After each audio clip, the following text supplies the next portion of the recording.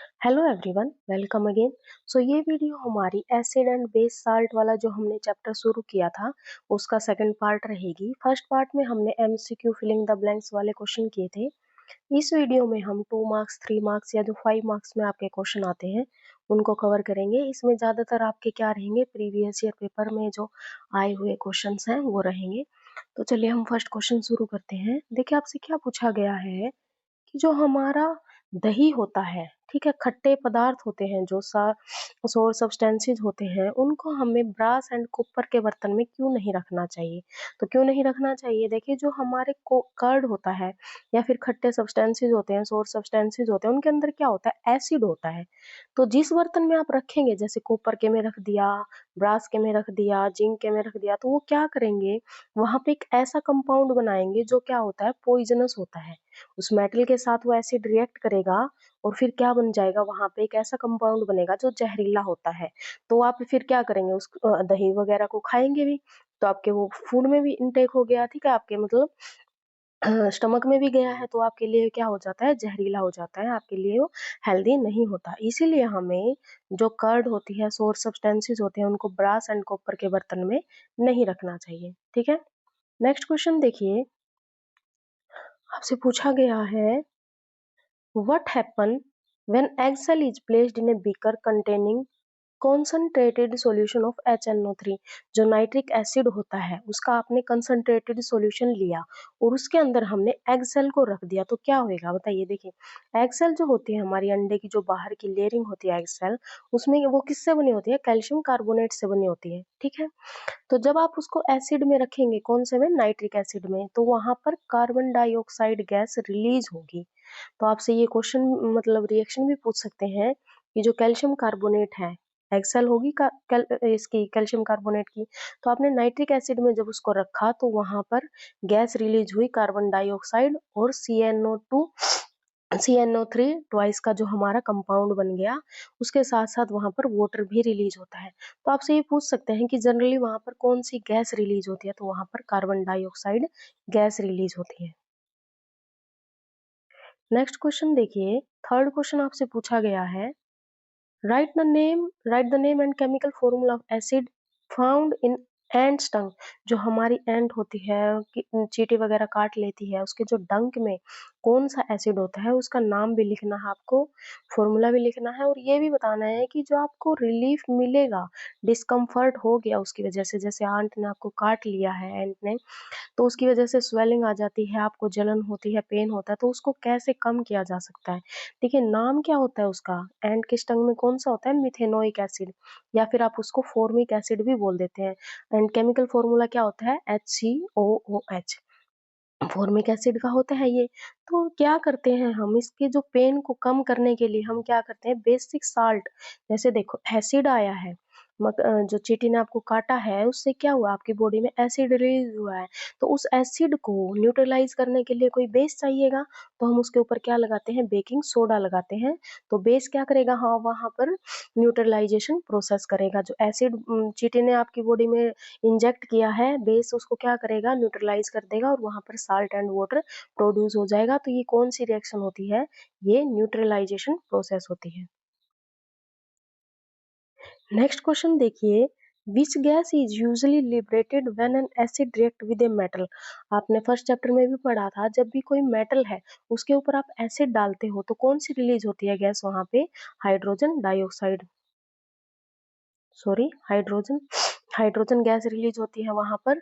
तो H2 को जैसे आपसे पूछा गया है कि एक एग्जाम्पल भी दीजिए कि इसकी प्रेजेंस के लिए, टेस्ट ट्यूब के लिए, तो आपने वो पढ़ा, हमने पिछली वीडियो में भी किया था कि जब आप गैस आपको पता करना है कि हाइड्रोजन रिलीज हुई है या नहीं हुई है, तो आप उसके पास क्या लेके जाएंगे, एक मैच स्टिक लेके जाएंगे जलती हुई, या फिर कैंडल लेके जाएंगे।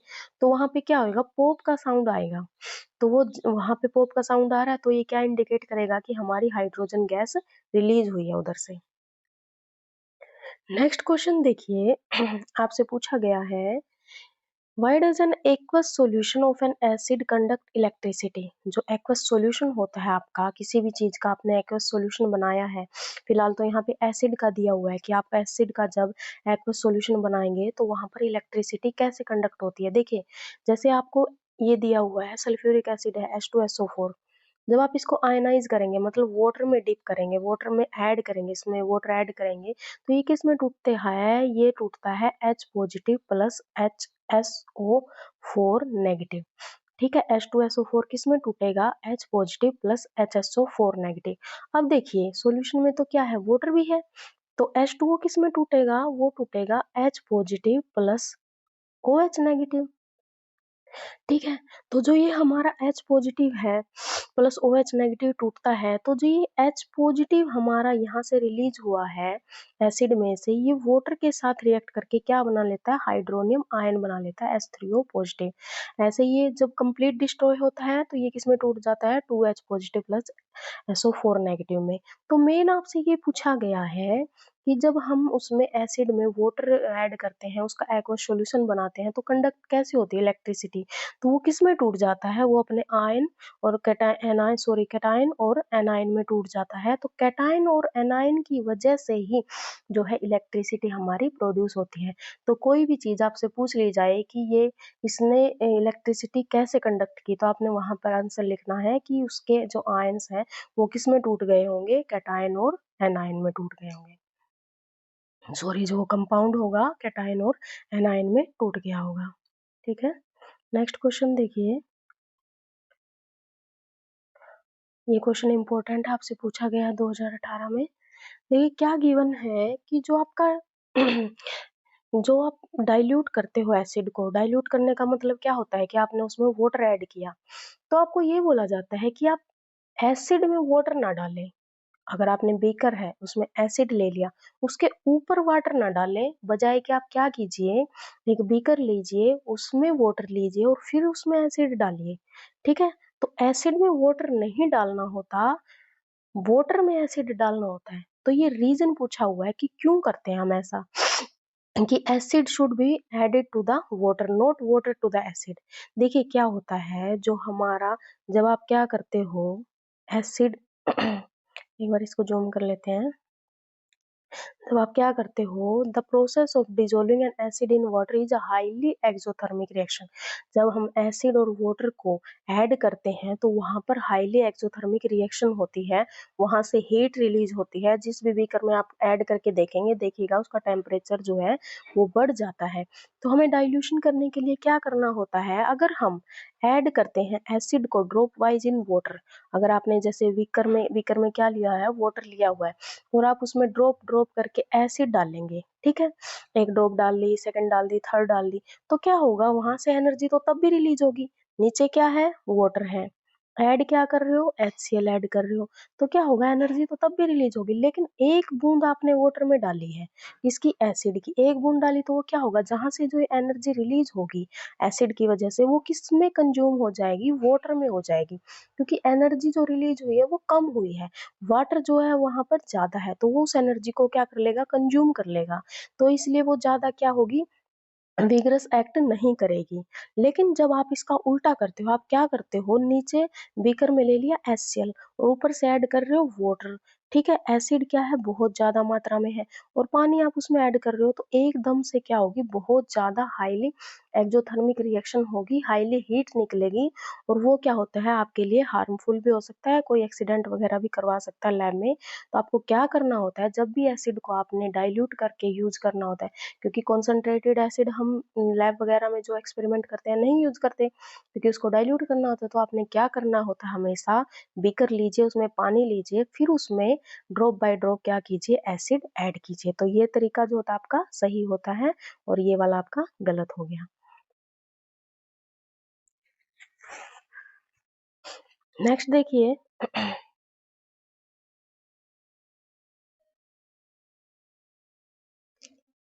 आपको गिवन है कि you have two solution A and B, the pH of solution is A is 6, मतलब दो सॉल्यूशन आपको गिवन है, एक का पीएच है 6 और दूसरे का है 8। Which solution has more hydrogen ion concentration and which is acid and which one is base, आपसे पूछा गया। देखिए सबसे पहले तो आपको पता होना चाहिए, जिसका एसिड जो पीएच है वो 6 है, तो वो क्या हो गया, हमारा एसिड है, और जिसका पीएच जो गिवन है 8 है वो हो गया हमारा बेस। अब आपसे पूछा गया है कि किसके पास ज्यादा आयन की कंसंट्रेशन होगी, तो हमें पता है कि जो एसिड होते हैं उनके पास आयन की कंसंट्रेशन जो होती है वो ज्यादा होती है, तभी तो एसिड होते हैं। एसिड क्या रिलीज करते हैं, H पॉजिटिव, बेस क्या रिलीज करते हैं, OH नेगेटिव। तो जिसके पास H पॉजिटिव ज्यादा होगा वही क्या होगा, एसिड। तो एसिड के पास H पॉजिटिव ज्यादा होता है बजाय कि बेस के पास। तो बेस में क्या होता है, OH नेगेटिव होता है।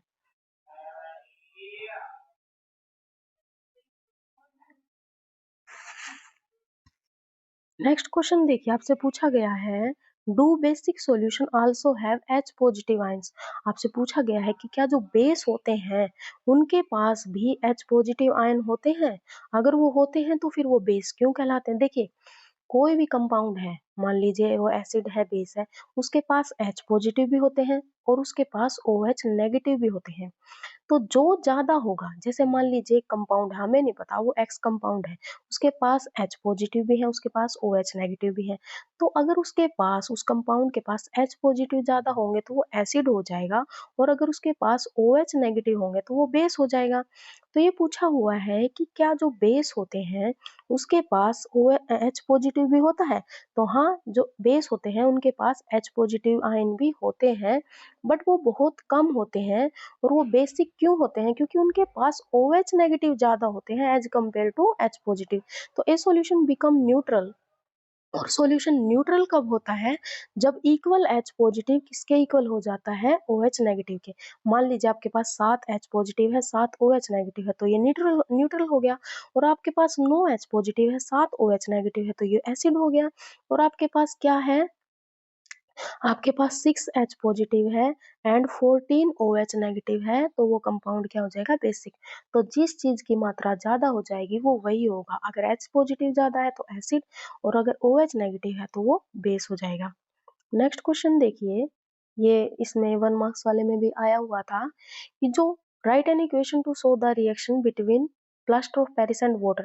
जो प्लास्टर ऑफ पेरिस है आपका फॉर्मूला क्या होता है, CaSO4 इंटू हाफ H2 होता है। तो ये वाटर के साथ जब रिएक्ट करता है तो जिप्सम बना लेता है। इसके पास हाफ होता है, जब इसमें 1.5 वाटर ऐड करेंगे तो हमारे पास जिप्सम हो जाएगा। और जिप्सम को जब आप दोबारा से गर्म करोगे तो फिर से क्या बन जाता है, हमारा प्लास्टर ऑफ पेरिस में और वाटर में डिसोसिएट हो जाता है।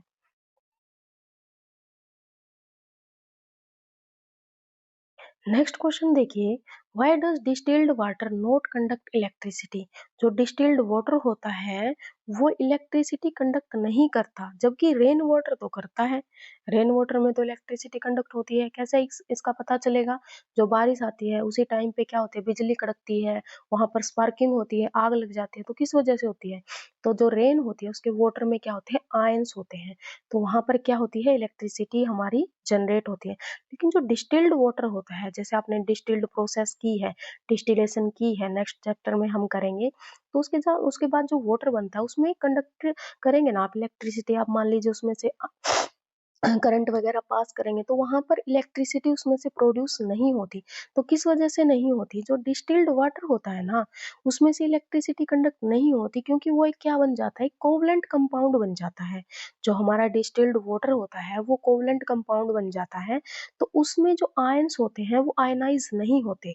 कोई भी चीज है, मैंने अभी पीछे पढ़ाया था कि वो इलेक्ट्रिसिटी कब पास करेगी, जब उसमें से H positive, OH negative, Na positive, ठीक है, Cl नेगेटिव, ये जैसे आयंस में टूटेगा ना, वो तभी उसमें से इलेक्ट्रिसिटी पास करेगी, कंडक्ट करेगी। तो अब क्या हो गया, ये हमारा जो डिस्टिल्ड वाटर है ये तो हमारा कोवलेंट कंपाउंड हो गया। इसमें आयनिक कंपाउंड तो ये है ही नहीं, तो ये आयन में टूटेगा नहीं। अब आयन में नहीं टूटेगा तो ये क्या हो जाएगा, बैड कंडक्टर ऑफ इलेक्ट्रिसिटी, मतलब इलेक्ट्रिसिटी इसमें से पास नहीं करेगी।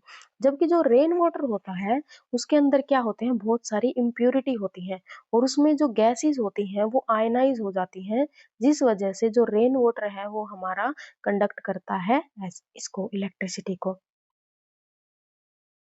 नेक्स्ट क्वेश्चन देखिए, जो प्लास्टर ऑफ पेरिस है, प्लास्टर ऑफ पेरिस है, उसको हमें मॉइस्चर प्रूफ कंटेनर में क्यों स्टोर करना चाहिए? देखिए आपने भी देखा है, जो पीओपी वगैरह घर पे करवाते हैं उसमें पानी ऐड कर लिया, तो वो एक बहुत हार्ड पत्थर जैसा रिजिड स्ट्रक्चर बन जाता है। दोबारा उसको उस पाउडर फॉर्म में लेके आना बहुत मुश्किल हो जाता है। वे क्या करते हैं, जो डिज़ाइन वगैरह करने वाले होते हैं वो उसको बहुत एक ऐसी जगह रखते हैं जहाँ पे उसको मॉइस्चर ना लगे। ना नहीं तो वो क्या हो जाता है, एक हार्ड स्ट्रक्चर बना लेता है जिसको फिर यूज़ करना बहुत मुश्किल हो जाता है। तो plaster of Paris possess cement like property होती है उसकी, सीमेंट जैसी। If he can get hard by reacting with moisture, water, in other word we can say that it will set up हो जाता है, वो दोबारा से उसको उस फॉर्म में लेके आना बहुत मुश्किल हो जाता है। तो ये क्या होगा, अगर इसके साथ वाटर रिएक्ट हो गया तो ये क्या हो जाएगा, सेट हो जाएगा और खराब हो जाएगा। फिर इसको हमें क्या है, यूज़ में नहीं ला सकते। सीमेंट जैसे इसकी प्रॉपर्टी होती है, इसलिए हमें इसको पानी से, मॉइस्चर से दूर रखना होता है। ओके? नेक्स्ट क्वेश्चन देखिए, ये हमने कई बार कर चुके हैं हम। व्हाट इज न्यूट्रलाइजेशन प्रोसेस, क्या होता है जिसमें एसिड बेस रिएक्ट करते हैं, साल्ट वाटर बनता है। ठीक है, तो आप इसके दो एग्जांपल हैं, लेकिन ये इंपॉर्टेंट है, 2018 में पूछा हुआ है, सेट सी में भी और 2023 में भी आया हुआ है। तो आप इसकी दो प्रोसेस जो है एग्जाम्पल है, याद कर लेना। एक तो NaOH प्लस HCl वाला और KOH वाला। ठीक है, तो ये किस में टूटेगा, KOH है जब H2SO4 के साथ रिएक्ट करेगा तो K2SO4 में और वाटर में टूट जाएगा। नेक्स्ट क्वेश्चन देखिए, आपने जिंक है, ठीक है, जिंक की किसके साथ रिएक्शन करवाई है, सोडियम हाइड्रोक्साइड के साथ। जिंक की किसके साथ रिएक्शन करवाई है, सोडियम हाइड्रोक्साइड, तो क्या बनता है, Na2ZnO2। किसका फॉर्मूला होता है ये, सोडियम जिंकेट का, और हाइड्रोजन गैस यहाँ से रिलीज होगी क्योंकि जिंक क्या है, मेटल है। ठीक है, तो मेटल के ऊपर या आप एसिड डाल रहे हो या आप बेस डाल रहे हो, जो गैस रिलीज होगी वो हमेशा हाइड्रोजन गैस ही होती है। तो आपसे डायरेक्ट सोडियम जिंकेट का फॉर्मूला भी पूछ सकते हैं, उसकी प्रोसेस भी पूछ सकते हैं। नेक्स्ट क्वेश्चन देखिए, अभी हमने ये क्वेश्चन किया था, जब आप क्या करते हो, जो लाइम वाटर होता है, जो हमारा चूने का पानी होता है, शायद पिछली वीडियो में मैंने बाय मिस्टेक इसको लाइम वाटर समझ लिया था। ठीक है, तो आप क्या पढ़ेंगे इसको, जो हमारा चूने का पानी होता है, कैल्शियम हाइड्रोक्साइड का वाटर होता है, जब आप उसमें carbon dioxide gas pass out करते हो तो उसका क्या हो जाता है, जो सोल्यूबल फॉर्म में हो जाता है। पहले क्या था, जो चूने का पानी था आपका, वो कैसा कलर का था, मिल्की कलर का था। ठीक है, चूने का पानी था जो आपका, लाइम वाटर था, वो मिल्की कलर था।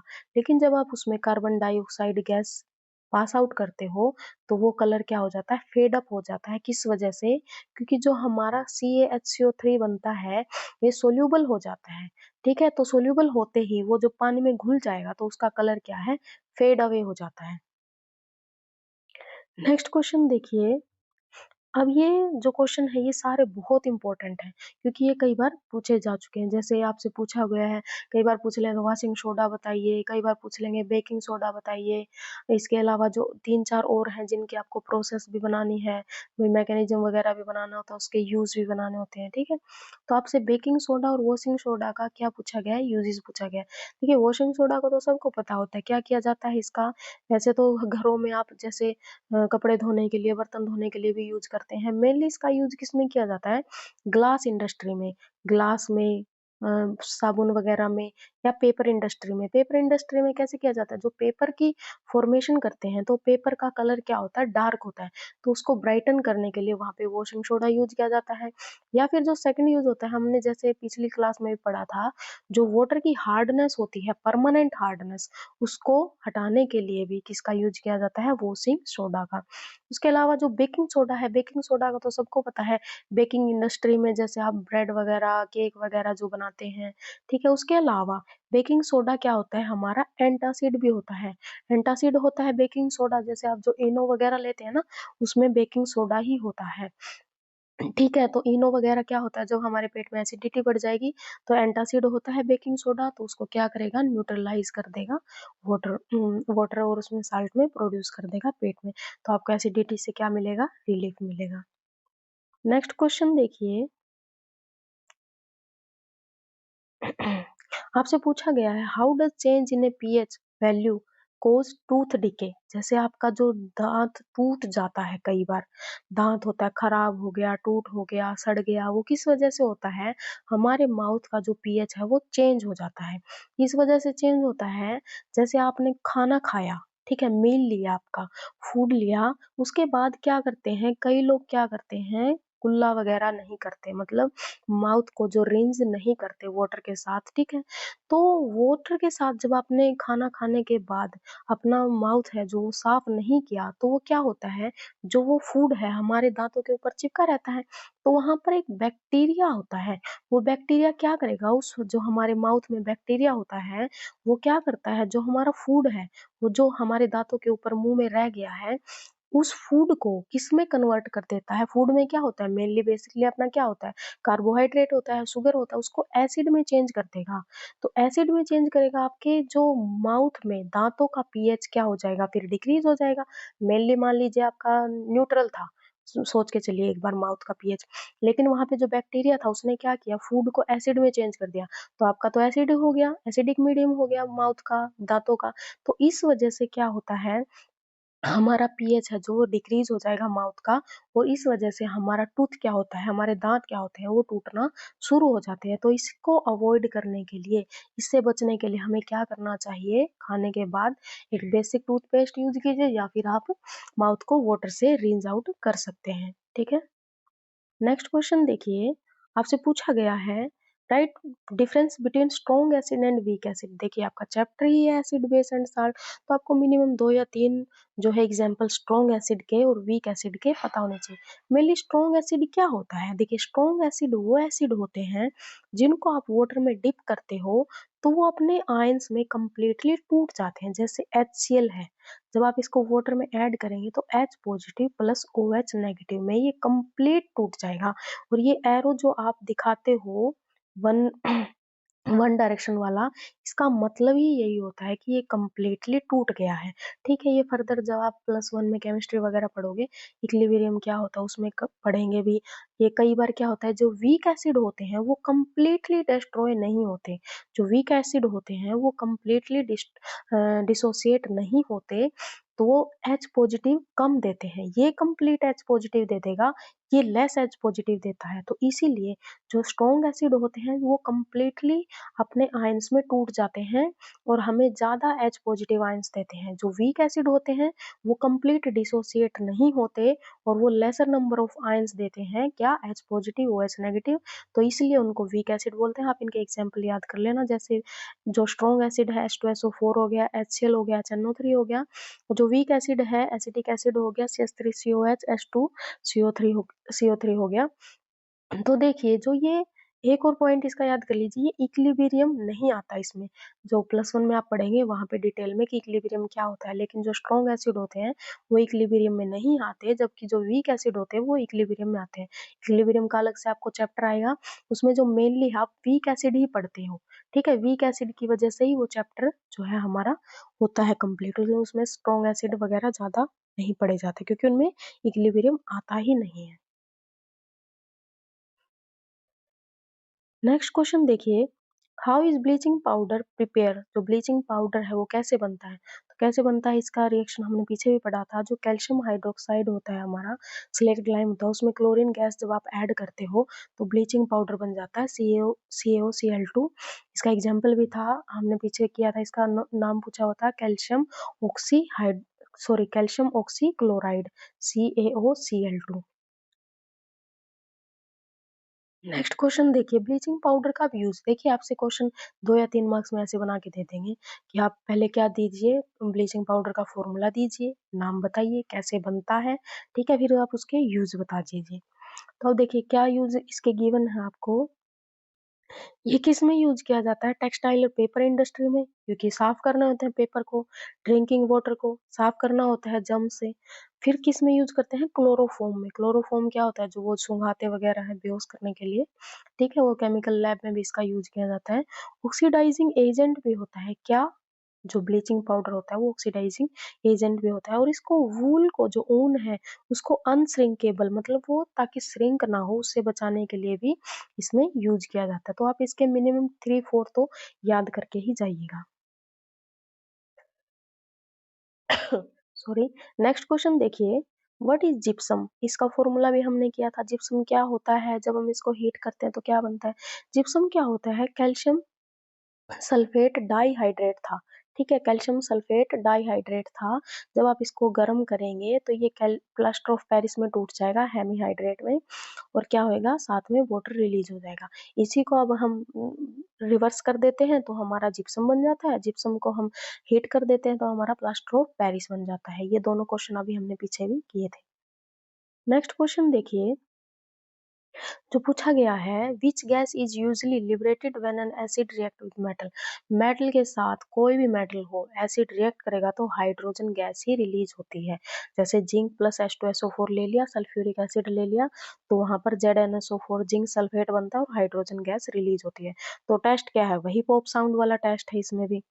ठीक है, कि आप उसके पास एक जलती हुई कैंडल लेके जाइए, वो पॉप साउंड करेगा। क्योंकि ये क्वेश्चन बार बार रिपीट इसलिए हो रहे हैं कि अलग अलग बुक से लिए गए हैं और ये सारे प्रीवियस ईयर में आए हुए हैं। घुमा फिरा के छोटा सा तो चैप्टर होता है, घुमा फिरा के वहीं से क्वेश्चन पूछ लेता है, उसका एग्जाम्पल दे दिया, कई बार उसकी रिएक्शन लिखवा लेगा, उसके लिए टेस्ट पूछ लेगा। ठीक है, नेक्स्ट क्वेश्चन देखिए, अब फिर से न्यूट्रलाइजेशन प्रोसेस का आ गया कि what is neutralization process, given example तो HCl वाला आप ये कर लेना। नेक्स्ट क्वेश्चन देखिए, अभी केमिकल फॉर्मूला लिखना आपने प्लास्टर ऑफ पेरिस का, यूज बताने हैं। तो आपको पता है CSO4 half H2O, calcium sulphate hemihydrate हो जाता है। इसका यूज कहाँ किया जाता है? देखिए, एक तो जो POP वगैरह है करने में होता है, घरों में सजावट के लिए होता है, जो मूर्तियां वगैरह बनाई जाती हैं, स्टैचू बनाए जाते हैं, वहां किया जाता है। और साथ में जैसे हड्डी टूट जाती है तो जो आपके प्लास्टर चढ़ाया जाता है ना हाथ पे पैर पे, जहां भी हड्डी टूटती है, तो जो उसके अंदर व्हाइट व्हाइट पाउडर भरा जाता है, वो जो सब्सटेंस भरा जाता है, तो वो क्या होता है? हमारा प्लास्टर ऑफ पेरिस ही होता है। नेक्स्ट क्वेश्चन देखिए, अभी ये फिर से ब्लीचिंग पाउडर का ही आ गया। ठीक है, तो आप इसको एक बार रिवाइज कर लेना कि ब्लीचिंग पाउडर का फॉर्मूला दे दिया आपको CaCl2, इसको बनाने का मेथड अभी हमने पीछे किया था। नेक्स्ट क्वेश्चन देखिए, what is chemical formula of baking soda? Baking soda का फॉर्मूला पूछा हुआ आपसे, तो NaCO3 होता है। आपने इसके लिए रिएक्शन बतानी है, प्रिपरेशन मेथड। एक तो जो बेकिंग सोडा है, वो ये वॉशिंग सोडा है, या फिर आपका ये ब्लीचिंग पाउडर है, इनके आप मेथड भी यूज करके मतलब याद करके जाना, ये पूछ सकते हैं इसमें क्वेश्चन में। मेनली इन्हीं में से क्वेश्चन आता है।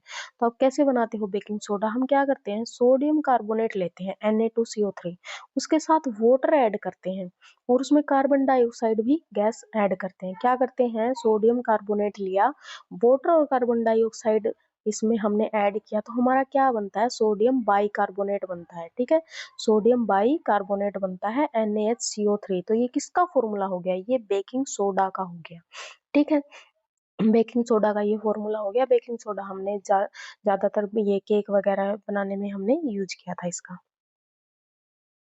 नेक्स्ट क्वेश्चन देखिए, अभी आप, what is chemical formula using for chemical formula of washing soda? Washing soda का पूछ लिया आपसे, इसकी प्रिपरेशन बताइए। देखिए, केमिकल नेम है, जो फॉर्मूला है वॉशिंग सोडा का, वो क्या है, Na2CO3.10H2O। इसके अंदर देखिए, आपने एक दोनों में ये जो डिफरेंस है वो भी याद रखना है। जो बेकिंग सोडा, उसमें पानी नहीं होता है, वो लिक्विड। अब जैसे देखिए, वॉशिंग सोडा वगैरह आप यूज करते हो, लिक्विड फॉर्म में मिलता है ना, ऐसे याद कर लेना। लेकिन जो बेकिंग सोडा होता है, जो आप घरों में यूज करते हैं, आता है फूड वगैरह बनाने के लिए, हमें जो क्या है बेकरी में यूज करते हैं, तो उसमें वाटर नहीं होता। एक मेन डिफरेंस ये है कि इसमें वाटर होता है, वॉशिंग सोडा के फॉर्मूले में Na2CO3। और ये किससे बनता है? जो आपका बेकिंग सोडा है वो हमारा वॉशिंग सोडा वाले कंपाउंड से ही बनता है। जनरली देखा जाए तो इधर देखो Na2CO3 लिखा हुआ था। तो Na2CO3 में जब हम वाटर ऐड करते हैं तो Na2CO3.10H2O ये हमारा क्या बन जाता है, वॉशिंग सोडा। लेकिन जब इसमें पानी और कार्बन डाइऑक्साइड ऐड करी थी तो हमारा क्या बन गया था, बेकिंग सोडा बन गया था। यहाँ पे हमने क्या बनाना है, वॉशिंग सोडा, जो हमारे कपड़े बर्तन वगैरह धोने में या फिर उसकी जगह यूज हो रहा था, पेपर इंडस्ट्री में यूज हो रहा था। तो ये कैसे बनेगा, दो रिएक्शन याद कर लेना। क्या है हमारा, सबसे पहले हम देखिए इसके टू स्टेप है। सबसे पहले हम क्या करेंगे, जो सोडियम हाइड्रोजन कार्बोनेट है NaHCO3 है, ठीक है, सॉरी NaHCO3 है जो हमारा, उसको जब आप हीट अप करेंगे तो वहां पे हमारा क्या बनेगा, सोडियम कार्बोनेट बनेगा। ठीक है, इसी रिएक्शन को क्या किया हुआ है, उल्टा किया हुआ है। जो हमारा सोडियम कार्बोनेट है, सोडियम हाइड्रोजन कार्बोनेट बोल लीजिए, सोडियम बाइकार्बोनेट बोल लीजिए, जब आप उसको हीट अप करते हो तो हमारा सोडियम कार्बोनेट बनता है। सॉरी, मैंने शायद ऊपर उल्टा बता दिया था। तो हमारा क्या होता है, जो बेकिंग सोडा होता है हमारा, सोडियम हाइड्रोजन कार्बोनेट, उसको जब आप हीट अप करते हो तो सोडियम कार्बोनेट बनता है, और वाटर और कार्बन डाइऑक्साइड गैस हमारी क्या होती है, रिलीज होती है। तो जब आप जो आपका मिला है यहाँ पे Na2CO3 जो सोडियम कार्बोनेट, इसको फर्दर वाटर के साथ रिएक्ट करवाना है। फर्स्ट स्टेप तो हमारा ये हो गया कि जो हमारा बेकिंग सोडा था उसको हीट कर दीजिए, तो रिएक्शन उल्टी हो जाएगी ऊपर वाली, ठीक है। फिर जो आपका सोडियम कार्बोनेट मिला है उसको वाटर के साथ रिएक्ट करवाइए, क्योंकि इसमें वाटर के मॉलिक्यूल भी तो होने चाहिए, तो सोडियम कार्बोनेट डेकाहाइड्रेट बनेगा, ठीक है। Sodium carbonate decahydrate, Deka means 10 molecules है ना वाटर के, तो ये हमारा क्या मिल जाएगा, हमें वॉशिंग सोडा मिल जाएगा। ये दोनों क्वेश्चन इंपॉर्टेंट है, इनको एक बार जरूर आप क्या करके जाइएगा, गो थ्रू करके जाइएगा। अब देखिए सोडियम कार्बोनेट जो हमारा है, इसमें क्या बन जाते हैं, इसके क्रिस्टल बन जाते हैं वॉशिंग सोडा के। आपने देखा होगा जो वॉशिंग सोडा घर में यूज करते हैं, सर्फ वगैरह, उसके क्रिस्टल्स ही होते हैं मेनली। अब देखिए नेक्स्ट क्वेश्चन देखिए हमारा, what happen when sodium hydrogen carbonate is heated. वही वाली रिएक्शन है, ऊपर वाली पूछ रखी है, तो क्या बनेगा हमारा, वॉशिंग सोडा में हमारा कंपाउंड टूट जाएगा, ये जो हमने ऊपर पढ़ा था। NaCO3 था, जब आप उसको हीट करेंगे Na2CO3 plus water plus carbon dioxide में टूट जाएगा वो। नेक्स्ट क्वेश्चन देखिए, why does the spot of turmeric on cloth become absolutely brown red on washing with soap. देखिए आपको एक इंडिकेटर पता होना चाहिए, जैसे आपका चाइना रोज हो गया, जो आपका ये लिटमस पेपर है, उसी के साथ हल्दी भी आपका क्या होता है, एक नेचुरल इंडिकेटर होता है। और जो हल्दी है जब वो बेस के साथ रिएक्ट करती है ना, हमारी हल्दी, आपको क्या पता चलेगा, हल्दी के ऊपर मान लीजिए आपने बेस डाला, बेस क्या है आपका, सोप है, साबुन है, तो वो किस कलर में चेंज हो जाती है, वो हमारी रेड ब्राउन कलर में चेंज हो जाती है, ठीक है।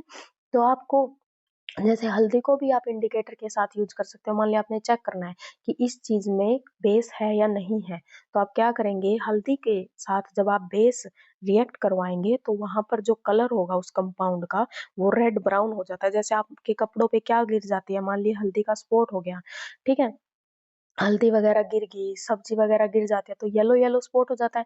तो जब आप उसके ऊपर साबुन डालते हो तो वो रेड कलर का हो जाता है, ब्राउन कलर का। तो वहां से पता चलता है कि जो आपका ये है, मतलब इंडिकेट किया है कि हल्दी ने ये जो साबुन वगैरह आपने ये यूज की है ये बेसिक है। तो जब आप उसको वापस धोते हो तो वो निकल भी जाता है, रेड कलर वहां से हट भी जाता है, ठीक है। तो आपसे पूछा गया था, ये जनरली वैसे भी पूछ सकते हैं कि जो हल्दी है वो बेसिक कंपाउंड के साथ रिएक्ट करने पर कैसा कलर देगी, तो रेड ब्राउन कलर देगी, क्योंकि हल्दी भी हमारी क्या होती है, इंडिकेटर के जैसे हम इसको यूज करते हैं। अब नेक्स्ट क्वेश्चन देखिए, फिर से वही पूछा गया है कि हीट करते हैं जिप्सम को तो क्या बनता है, ये आप इसको रिवाइज कर लेना। अभी आपसे क्या गिवन है, ये क्वेश्चन है, ये एक्टिविटी है आपकी, आपको 3 टेस्ट ट्यूब दी हुई है, एक में वाटर है, सेकंड में आपको एसिड है, थर्ड में बेसिक है, बेसिक सॉल्यूशन है, मतलब एक में एसिड है, एक में बेस है, एक वाटर है। आपको पता नहीं है कि तीनों में से किस में वाटर है, 3 बीकर आपके सामने रख दिए, ठीक है, एक में एसिड है, एक में बेस है, एक में वाटर है, लेकिन आपको नहीं पता है कि किसमें क्या है। आपको सिर्फ रेड लिटमस पेपर गिवन है और आपने तीनों को टेस्ट करके बताना है। देखिए आपको सबको ये पता है कि जो रेड लिटमस पेपर है, आप क्या करेंगे, तीनों में रेड लिटमस पेपर डाल के देखेंगे।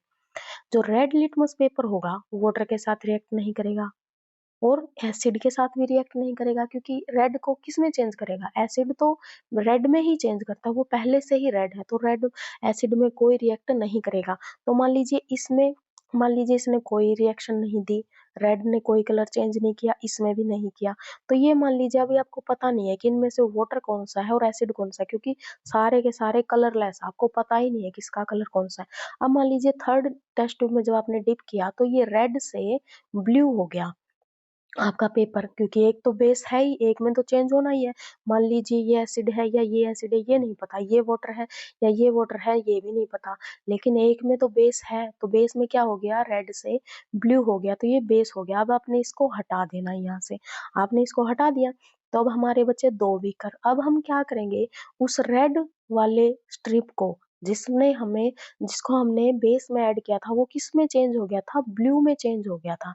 अब देखिए उस ब्लू को लेके आएंगे। अब ये 2 बीकर हमारे रखे हुए थे, हमें नहीं पता किसमें एसिड है किसमें वाटर है। मान लीजिए फर्स्ट में ऐड किया हमने, ये वाटर था तो इसमें कोई कलर चेंज नहीं होगा, तो हमें पता चल गया कि बेस है, सॉरी, जो ब्लू कलर का जो हमारा लिटमस पेपर है जो रेड से ब्लू हुआ है उसने वाटर के साथ रिएक्ट किया और कोई इसमें कलर चेंज नहीं हो गया, तो ये हमारा हो गया कि ये वाटर है। अब हमने मान लीजिए इसमें ऐड किया, अब इसका कलर क्या था, ब्लू। हमें नहीं पता था अब ये एसिड बचा हुआ है या वाटर बचा हुआ है। पहले में जैसे डाल के देखा कलर चेंज नहीं किया तो पता चल गया वाटर है। वैसे भी ये पता चल जाएगा कि थर्ड एसिड होगा, लेकिन फिर भी हम इसको कंफर्म करेंगे। अब ये तो है नहीं, चख के तो देखेंगे नहीं कि ये एसिड है या नहीं है। तो हम क्या करेंगे, जो ब्लू वाला है इसमें डिप करोगे तो ब्लू फिर से किस में चेंज हो जाएगा, दोबारा से रेड में चेंज हो जाएगा। तो ब्लू दोबारा से रेड में चेंज हो गया, क्यों, क्योंकि ये एसिड है। एसिड क्या करता है, ब्लू लिटमस पेपर को रेड में चेंज कर देता है। तो आपको पता चल गया, ठीक है, तीनों एक्टिविटी, ये तीनों टेस्ट ट्यूब का आपको पता चल गया कि किस में एसिड है। शुरू में आपने डाल के देखा, 2 में कोई रिएक्ट नहीं हुआ, थर्ड में क्या हो गया, रेड ब्लू हो गया। अब उसको हटा दिया ब्लू को, फिर आपने दोनों में रिएक्ट करवा के देखा, वाटर में कोई कलर चेंज नहीं हुआ, बचा हुआ एसिड रह गया, लेकिन फिर भी हम उसको कंफर्म करेंगे। तो ब्लू किस में दोबारा से चेंज हो गया, रेड में, ठीक है। ये सारी थ्योरी आपको इसी में लिखी हुई है, आप एक बार इसको अपनी लैंग्वेज में भी लिख सकते हैं, लेकिन आप पढ़ लेना। अब देखिए नेक्स्ट क्वेश्चन देखिए आपका। अब आपसे पूछा गया है कि जो इक्वल लेंथ है मैग्नीशियम रिबन की, वो हमने टेस्ट ट्यूब ए और बी में डाला है। Hydrochloric acid is added to test tube A. जो आपने टेस्ट ट्यूब, 2 टेस्ट ट्यूब ली है, एक है ए और एक है बी। ए में आपने HCl डाला है और बी में आपने एसिटिक एसिड डाला है CH3COH। Amount and concentration taken for both, दोनों के लिए सेम लिया है। एक में HCl है और एक में एसिटिक एसिड है CH3COH है। अब ये पूछ रहा है कि ज्यादा विग्रसली किसमें रिएक्शन होगी। अब देखिए आपने क्या लिया है, मैग्नीशियम रिबन लिया है। मैग्नीशियम क्या है, एक मेटल है, और आप उसके साथ क्या करवा रहे हो, एसिडिक रिएक्शन करवा रहे हो दोनों टेस्ट ट्यूब में। एक में HCl है और एक में क्या है, हमारा एसिटिक एसिड है। तो देखिए HCl क्या है, हमारा स्ट्रॉन्ग एसिड, अभी हमने पढ़ा था, लेकिन एसिटिक एसिड क्या है, हमारा वीक एसिड है। सॉरी। तो क्या होएगा, जो स्ट्रॉन्ग एसिड है वो मेटल के साथ ज्यादा रिएक्ट करेगा और वहां से ज्यादा आयन H पॉजिटिव के रिलीज होंगे, तो वहां से ज्यादा फिजिंग की जो है आवाज आएगी, क्योंकि हमारी जो विग्रेसली रिएक्शन उसके साथ होगी। आप डाल के देखते हो जब रिएक्शन होती है वहां से साउंड भी आती है, लेकिन एसिटिक एसिड के साथ नहीं होगी, क्योंकि एसिटिक एसिड क्या है, वीक है, वो कम आयंस में डिसोसिएट होगा। तो यहाँ पे यही लिखा हुआ है, HCl के साथ मोर विग्रस साउंड होगा, जबकि एसिटिक एसिड के साथ लेस होगा, क्योंकि वो वीक एसिड है। नेक्स्ट क्वेश्चन देखिए, what is an acid rain. Acid rain देखिए क्या होती है, हमारे जो एटमॉस्फेयर में है कार्बन डाइऑक्साइड गैस है, नाइट्रोजन गैस है, वो होने की वजह से हमारा क्या हो जाता है, एटमॉस्फेयर में पोल्यूशन बढ़ जाता है। उस पोल्यूशन की वजह से क्या होता है, जो वाटर होता है, रेन आ रही होती है, जैसे ऊपर से रेन आ रही है, ठीक है, क्लाउड में से, लेकिन एनवायरनमेंट में क्या है, हमारी एसिडिक जो सॉरी हमारी गैसेस प्रेजेंट है, सल्फर डाइऑक्साइड है, कार्बन है, नाइट्रोजन है। तो इस वजह से क्या हो जाता है, वो उसके साथ वाटर के साथ एड अप हो जाएंगे, मिक्स हो जाएंगे, तो वाटर भी हमारा जो एसिड का वाटर होता है वो क्या हो जाएगा, एसिडिक हो जाएगा। ऊपर से पानी आ रहा था बादल में से, हमारे नीचे जो सराउंडिंग की जो लेयर है वो किसकी बनी हुई है, कार्बन डाइऑक्साइड की, सल्फर की, जो गैस की। तो इस वजह से क्या हो जाता है, हमारा एसिड रेन होती है, हमारा जो रेन का जो वाटर होता है वो एसिडिक हो जाता है, ठीक है। अब जो क्या होता है, उस वजह से वो वाटर जो है, वो बारिश का जो पानी है रिवर वगैरह में, तालाब वगैरह में जाता है, तो वहां पर जो मछलियां वगैरह मर जाती हैं। और जो पहली बारिश होती है वो मेनली एसिडिक ही होती है, तो इसीलिए मना किया जाता है कि जब पहली बारिश होती है उसमें नहीं नहाना चाहिए, क्योंकि जो इन्वायरमेंट में पोल्यूशन था, पोल्यूशन में हमारे क्या थी, ये सारी जहरीली गैसेस थी, एसिडिक गैसेस थी, वो वाटर के साथ रिएक्ट हो रही है, तो वही हमारी बॉडी पर जाएगा, तो हमें क्या होती है, रैशेस वगैरह हो जाती हैं, स्किन प्रॉब्लम हो जाती है। नेक्स्ट क्वेश्चन देखिए, आपसे पूछा गया है कि जो क्लोर एल्काली प्रोसेस होती है, मैन्युफैक्चरिंग करना है हमने किसका, सोडियम हाइड्रोक्साइड का। जो क्लोर एल्काली प्रोसेस होती है वो किसके लिए होती है, सोडियम हाइड्रोक्साइड के लिए होती है। देखिए बेसिकली ये क्या होता है इस प्रोसेस में, जो हमने ब्राइन सॉल्यूशन बनाया था, ब्राइन सॉल्यूशन क्या होता है हमारा, NaCl, ठीक है। जब आप बहुत ज्यादा क्या करते हो, ब्राइन सॉल्यूशन क्या था हमारा, वाटर में हमने बहुत ज्यादा नमक ऐड कर लिया था तो हमारा ब्राइन सॉल्यूशन बनता है। तो हम क्या कर रहे हैं, हमने उससे क्या बनाना है, ब्राइन सॉल्यूशन से सोडियम हाइड्रोक्साइड बनाना है। तो आप क्या करते हो, सोडियम हाइड्रोक्साइड कैसे प्रिपेयर होगा, सोडियम हाइड्रोक्साइड ही बनाना है, किस प्रोसेस से बनाना है, क्लोरएल्काली प्रोसेस से। वो इसका नाम है क्लोरएल्काली प्रोसेस जो है, ठीक है। तो क्या करते हो, जब आप जो ब्राइन सॉल्यूशन होता है सोडियम क्लोराइड का, जिसे हम ब्राइन सॉल्यूशन कहते हैं, उसमें से जब आप इलेक्ट्रिसिटी पास करवाते हो, ठीक है, ब्राइन सॉल्यूशन ले लिया, इलेक्ट्रिसिटी आपने उसमें से पास करवाई, तो वो सोडियम हाइड्रोक्साइड में कन्वर्ट हो जाता है और उसके साथ साथ हमें क्लोरीन गैस मिलती है और हाइड्रोजन गैस भी मिलती है। अब आपसे ये क्वेश्चन पूछ सकते हैं, जो सोडियम हाइड्रोक्साइड है जो आपको चाहिए NaOH, वो कहाँ पे मिलता है, वो कैथोड पे मिलता है। देखिए मेनली ये क्या होता है हमारा, जैसे NaCl का और वाटर का हमने क्या ले लिया, सॉल्यूशन ले लिया, यहाँ पे हमने क्या करवाई है, इलेक्ट्रिसिटी इलेक्ट्रिसिटी पास करवाई है यहाँ पे, ठीक है, इलेक्ट्रिसिटी पास करवाई है, पॉजिटिव नेगेटिव से कंडक्ट कर दिया, यहाँ पे दो रोड लगा दी, एक कैथोड हो गई, एक एनोड हो गई, ठीक है। तो जो हमारा कैथोड के पास क्या बनता है, सोडियम हाइड्रोक्साइड बनता है। मान लीजिए एक नंबर में पूछ सकते हैं, क्योंकि देखिए 2017 में ये क्वेश्चन पूछा हुआ, अब इसमें से 1 मार्क्स का बनाना हो तो वो क्या पूछ लेगा कि जो सोडियम हाइड्रोक्साइड है वो कहाँ मिलता है, तो वो कैथोड रोड के पास मिलता है। एक एनोड होती है, एक कैथोड होती है, आप डिटेल में इसको पढ़ेंगे +1 के अंदर। तो कैथोड के पास हमारा क्या मिलता है, सोडियम हाइड्रोक्साइड मिलता है।